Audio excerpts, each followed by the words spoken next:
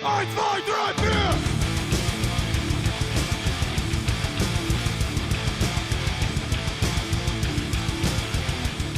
Riffs!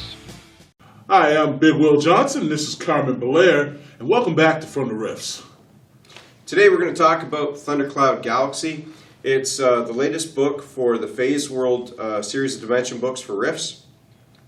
This one, it's set in the three galaxies along with all the others, but this is specifically Thundercloud, so it's like the youngest of the three galaxies. Yeah, this gives you an opportunity to have a bit of a space opera while also getting a chance to be an explorer of sorts, because the Thundercloud Galaxy is the new frontier. This is where there's a giant race to get there and exploit not only the real estate, but also the resources that come along with finding a new galaxy. Yeah. So, the background of this, it's basically set up like it's a scramble. The way the British and the European powers went in and had a scramble for Africa. This is set up the exact same way, and it has that feel of it is all through the book. it's especially highlighted in the art that we'll discuss later on as we get into some of the races that will be found in the galaxy itself. So that's basically the idea. All the powers, the major powers of the three galaxies, are coming in and trying to take up everything in the Thundercloud Galaxy and stake a claim on it.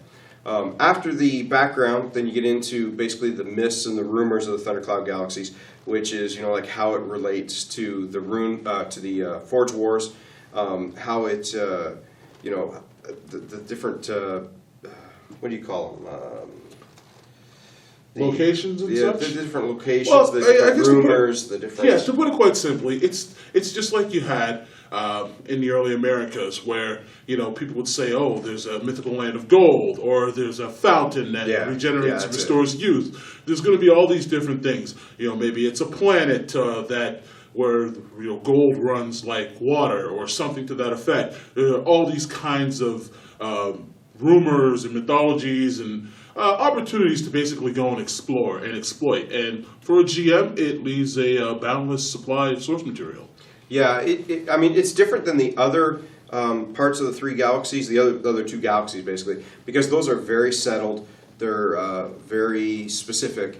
Where here you get to go into the wilds. It's the wild frontiers. You land on a planet. You might be the first civilized people to land on that planet in thousands of years. So you can get lost and have fun doing it. Yeah, exactly.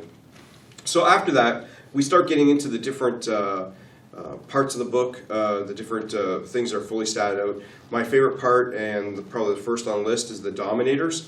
So the Dominators, as you know from the first Phase World book, they're kind of these huge, gigantic race.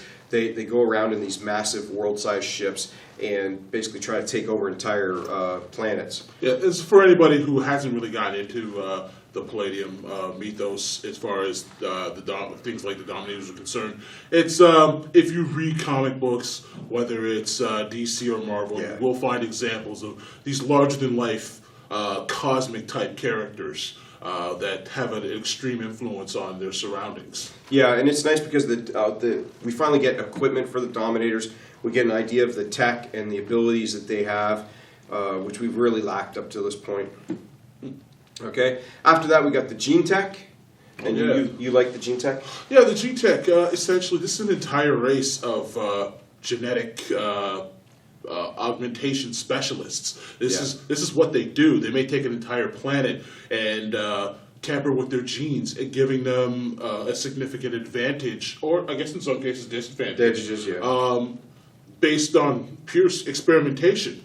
Yeah, the Gene Tech have been around since it was the third. I think it's the third source book for Riffs.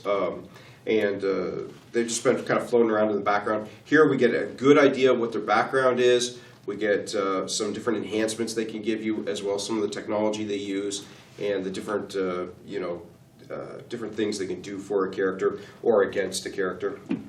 Okay.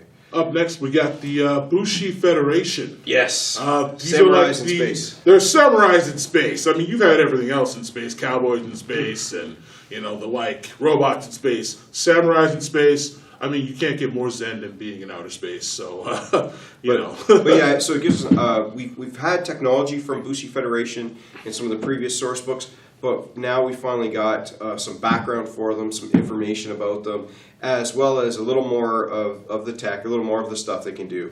So it's a nice, well-rounded, hunk of information for them.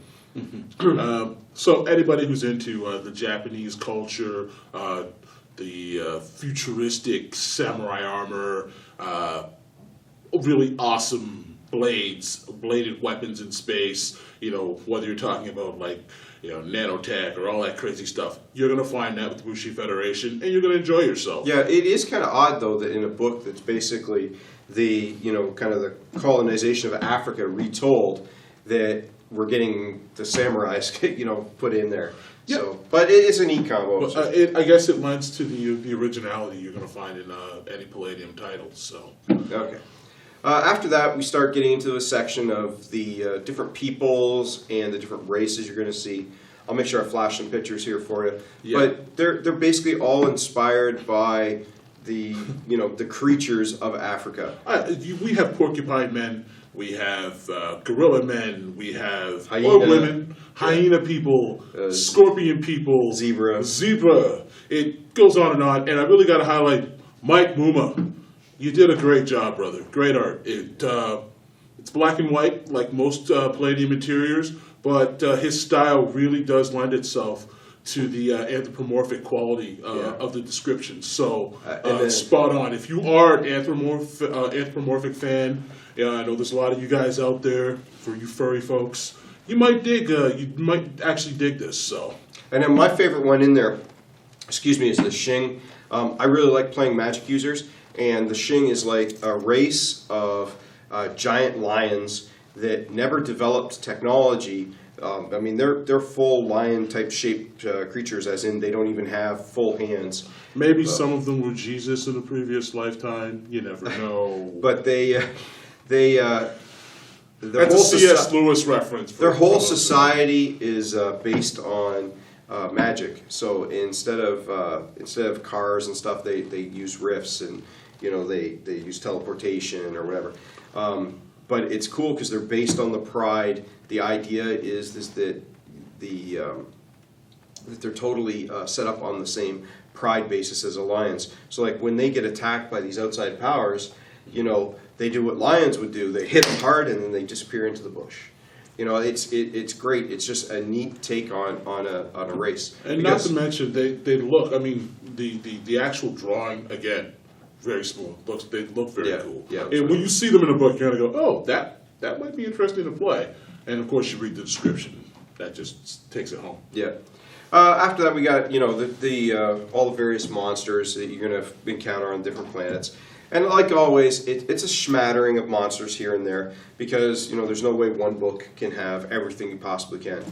The other nice thing with that is there's a monster creation table that lets you go over and build your own monsters to flush out for the stuff that isn't there. Absolutely. Okay. After that, I guess the important thing everyone wants to know, are there any toys? Are there any new things that my character can have so I can beat up on everybody else? Yes, there's a selection of weapons, some different things you can get, Because an adventure is just not an adventure without a big new gun to work with or a sword. One of my favorites is the Exile power armor. The Exiles are one of the factions in the book. They get this power armor, that they develop. I really like it. It's a nice kind of futuristic looking one, high tech. It's not the strongest, but it's not bad. Let's see. After that, I guess we got the 101 adventures. Now that would be impressive. We should try that one. Yeah, 1001. Anyway, it's a bunch of hook, line, and sinker type, simple adventures. I guess they're not hook, line, and sinker, but almost like modules. But they're short adventures where your character finds out that there is a secret stash of technology on a planet. And it's protected by such and such, or whatever. And I'd like to highlight the fact that this can definitely lend itself to a run and gun type of role playing experience. So. Yeah. But anyway, I think we've covered just about all we need to cover with this one. Please check it out, and we'll see you next time. Well, that's From the Rifts. See you there. Bye.